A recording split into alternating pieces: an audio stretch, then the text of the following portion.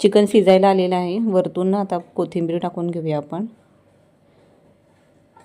नमस्कार मंडळी, कशा आहात सगळे? मजेत आहात ना? तर नवीन दिवसाची नवीन सुरुवात. संडेला संकष्टी होती, आज आहे बुधवार, म्हणून ठरवलं चिकन करूया, म्हणजे चिकनची एक रेसिपी पण होऊन जाईल. तर जास्त नाही, साधारण पाव किलो मी चिकन आणलेलं आहे. स्वच्छ धुवून वगैरे ठेवलेलं आहे.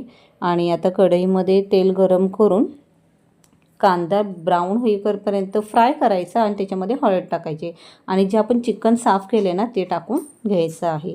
आणि त्या हळदीच्या आणि कांद्याच्या मध्येच आपण ते शिजवून घेणार आहोत. मीठ टाकून घेतल्यानंतर ना मिश्रण एकजीव करून घ्यायचं आहे. 10 मिनटं ना वाफवून घ्यायचं आहे. हे बघा, छान असं पाणीही सुटलेलं आहे. त्याला आपण पाणी ह्याच्यात वापरलेलं नाही आहे.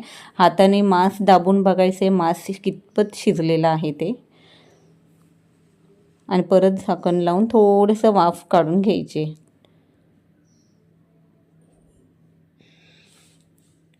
आपण ह्याच्यात काही टाकलेलं नाही आहे. आणि आता वाटपाची तयारी करून घेऊया. तोपर्यंत हे गॅस बंद करून बाजूला ठेवून घेऊया. थोडंसं पाणी ॲड केलेलं आहे मी ह्याच्यामध्ये.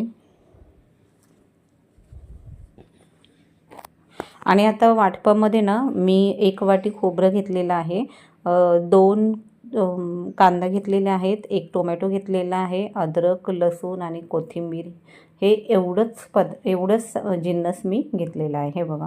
आणि 2 हिरव्या मिरच्या घेतलेल्या आहेत. ही एकच वाटी खोबरं आहे. 2 तेलामध्ये मी फ्राय करून घेतलेलं आहे, भाजलेलं नाही आहे. कांदा, टोमॅटोही भाजून घेतलेला आहे. लसूण पण तुम्हाला दिसते भाजलेली आहे. आणि आता हे सगळं मिश्रण मिक्सरमध्ये बारीक करून घेणार आहोत. जास्त पाण्याचा वापर करायचा नाही आहे, कारण ह्याच्यामध्ये आपण कांदा आणि टोमॅटो टाकलेले, तर आता हे पाण्याची मुळात गरज लागणार नाही. प्रॉपर असे शिजलेलं आहे ना, तर ते गॅस बंद करून ठेवलेलं. आणि आता आपण फोडणीची तयारी करणार आहोत. ह्याचं वरचं जो सूप आहे ना तो प्यायला 1 नंबर लागतो. मुलांना थोडासा गरम मसाला टाकून दिलात ना अप्रतिम लागतो. तर कढईमध्ये मी तेल गरम करायला ठेवलेलं आहे आणि 1-2 तेजपत्ते मी टाकून घेतलेले आहेत. आणि आपण जो आता वाटप काढलेला आहे ना तो त्या तेलामध्ये छानपैकी भाजून घ्यायचा आहे. हे बघा.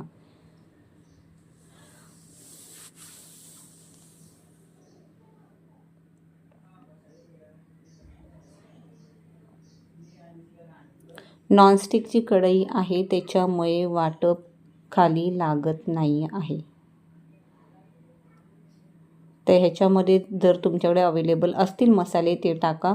गरम मसाला टाकलेला आहे मी, आणि लाल तिखट मसाला, हळद तर आपण चिकन शिजतानाच टाकलेलं आहे, त्याच्यामुळे न टाकलात तरी चालेल. आणि साधारण फक्त 2च मिरची टाकलेली आहे, त्या अंदाजावर तुम्ही लाल तिखट मसाला टाकू शकता.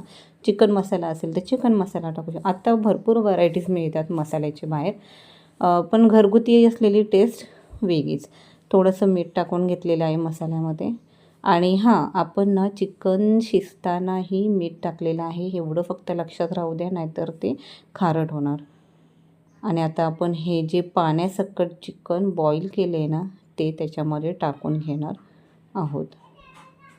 आणि हे मिश्रण एकजीव करून झालं ना तर परत 5 मिनटं तरी झाकून ठेवायचं आहे. शिजायला वेळ नाही लागणार, कारण ऑलरेडी चिकन शिजवूनच घेतलेलं आहे आपण. तर इथे आपलं सुक्कं चिकन तयार झालेलं आहे. तर ह्याच्याबरोबर मस्तपैकी तांदळाची भाकरी, कांदा, लिंबू किंवा ज्वारीची भाकरी ही बेटर, पण कोकणी माणूस आहे ना तर तांदळाची भाकरी आणि चिकन झालंच पाहिजे. तर वरतून कोथिंबीर टाकून घेतलेली आहे. आणि अशा प्रकारे आपलं चिकन सुक्कं झालेलं आहे. तर ही व्हिडिओ कशी वाटली ही कमेंट्समध्ये नक्की सांगा. व्हिडिओ आवडली असेल तर व्हिडिओला लाईक करा, शेअर करा, सबस्क्राईब करा. आणि मी लवकर ट्रायपॉड मागितलेला आहे, कारण माझ्या त्या ट्रायपॉडचा प्रॉब्लेम झालेला आहे म्हणून. तर बाय, टेक केअर, काळजी घ्या सगळ्यांनी.